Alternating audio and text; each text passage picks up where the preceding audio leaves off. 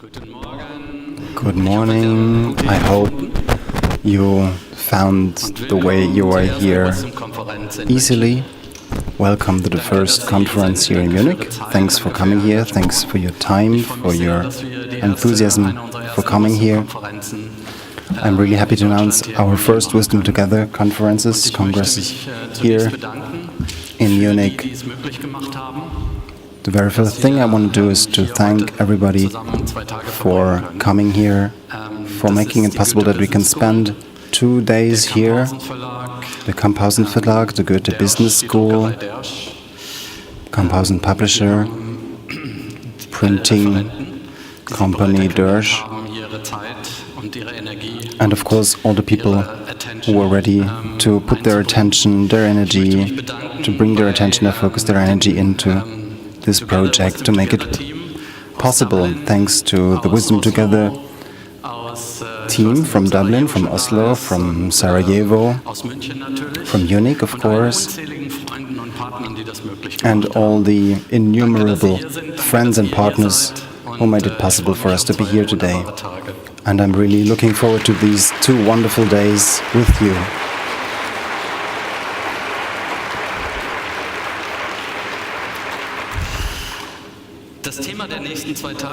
The subject for the next 2 days will be intuition and creativity. Why have we chosen it? It has to do with my personal career, on which I will spend a few words now. I was touched by different cultures of the world. I learned in Japan that there is no right or wrong, no good or bad.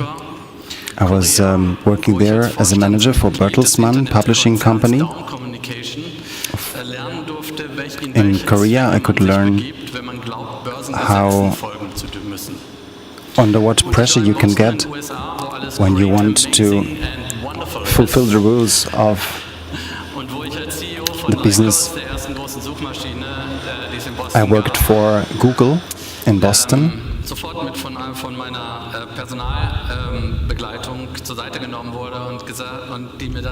And the human resource, the lady from the human resource department came over to me and took me apart and said, "You are not allowed to speak about controversial issues in culture, about politics, about religion and about women." And I asked, okay, what am I allowed to talk about? Okay, sports and cars and food.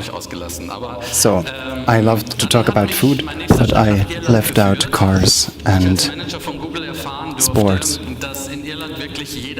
I went to Ireland and I learned that everybody knows everyone in Ireland. Politics, culture and economy is one whole thing. Google, Facebook and others have realized that Europe is something like a tax oasis for them. There is a Google campus where you can get everything. You can live at the office.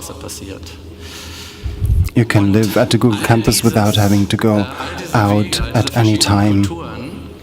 So I was touched by different cultures, different ways of life, and it led me to an insight that Albert Einstein put in these words in his quote, "The only real valuable thing is intuition."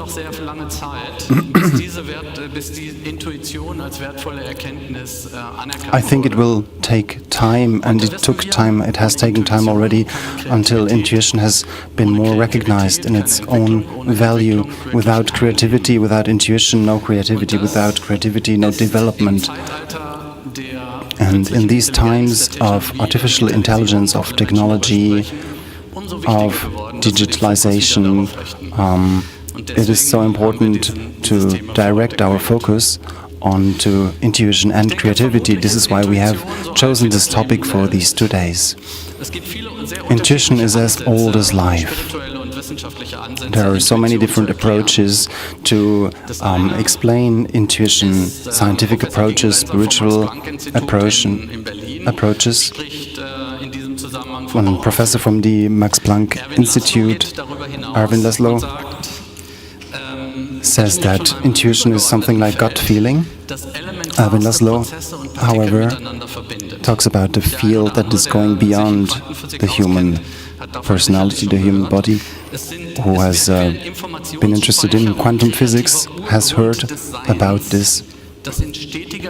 And he talks about the creative, the basic field, which is the foundation of all that is, of all being, and the root of all creative impulse, of all intuition. And during these 2 days we want to see how is it for each individual, how do we experience intuition and creativity.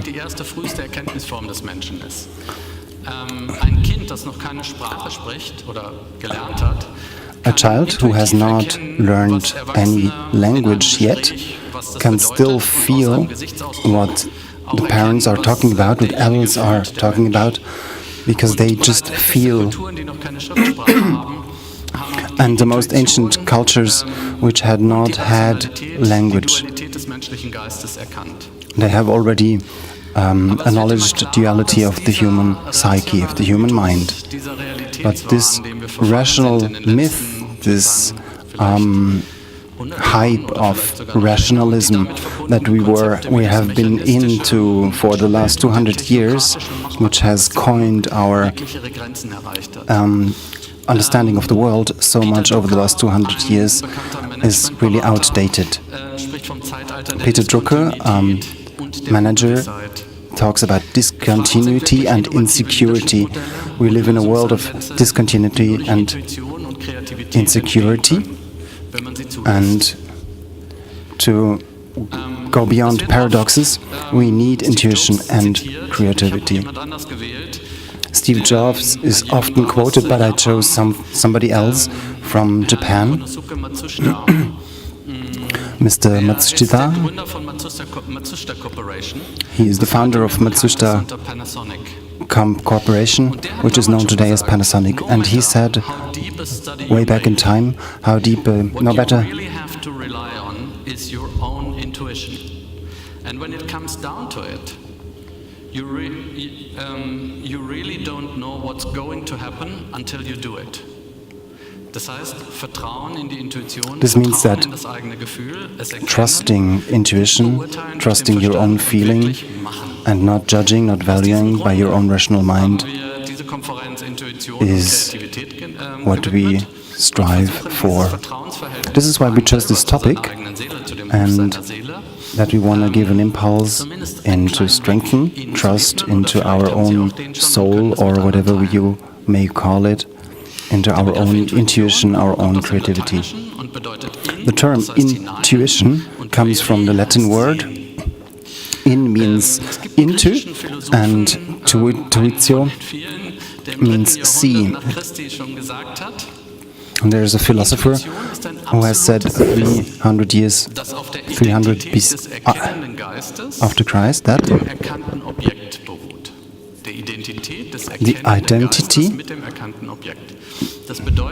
the identity of the mind that sees the object identifies with the object. This means that when I see something, then I identify with it, with the object, and I get involved, I get passionate about it.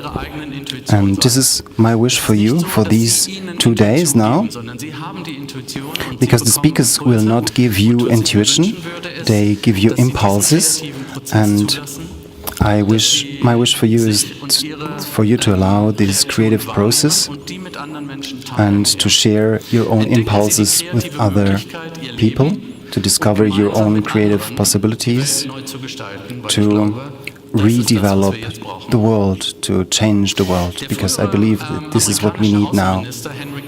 Henry Kissinger, former American minister, put it like this in a very focused way. When a politician has to decide to take an important decision, he needs to rely on his own intuition.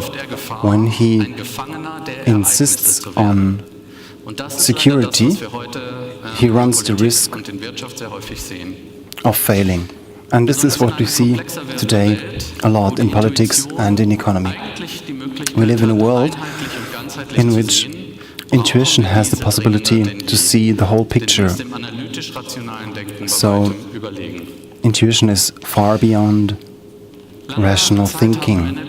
So we live in a time in which we need intuition.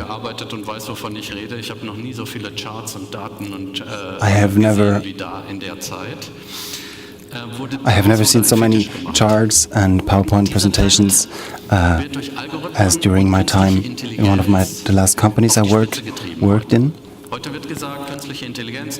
And talking about artificial intelligence, we say that it is going to solve all the problems that we have. We are talking about singularity, and scientists try to assimilate the human person into a purely systemic worldview and to assimilate the human beings into a purely technological way of seeing things perspective. But what artificial intelligence misses is creative intuition, and this is what is like reserved for us human beings.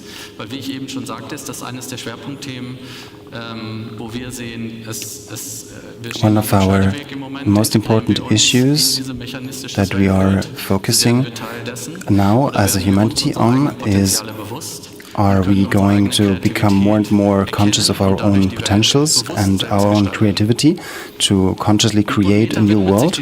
Or are we going more and more into this mechanistic worldview? We have here the different speakers. Stefan Meyer talking in his movie now on artificial intelligence. And he will talk about creativity in the art process of an artist.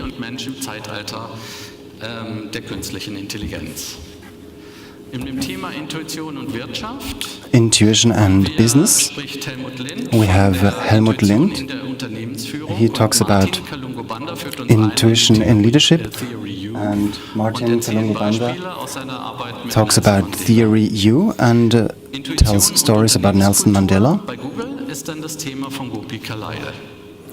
And Whoopi Kalaya is talking about intuition at Google. Caroline Noteberg from Göteborg Business School and Tom Fritz from Max Planck Institute are talking about intuition and science. Melanie Grimm, who leads us into the potential of our hearts. She's worked with the Heart Math Institute. Ancient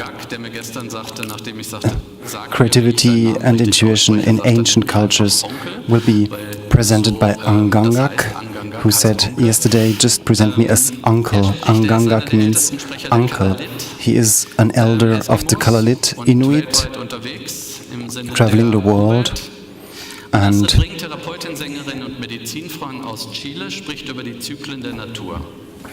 talking about the cycles of nature. Veit Lindau is going to talk about field intelligence, intuition and creativity.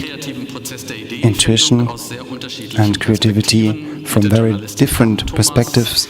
We will have Carmen Thomas, director, Katharina Roland, author, Frank Astor, and therapist and holistic coach Catherine Spring.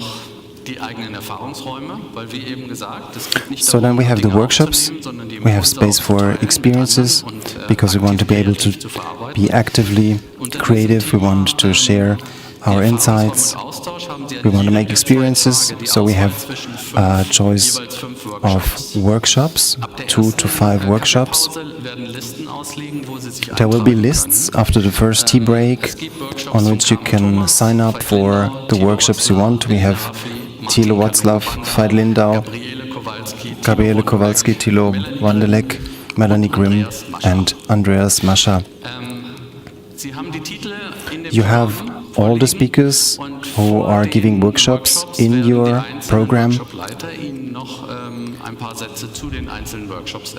and the speakers will talk about what they are going to do in the workshops before, while they are speaking on stage, so you can decide which workshop you want to take part in. We have the creative process of painting. A painting will be made during this Congress, which we will be able to look at afterwards.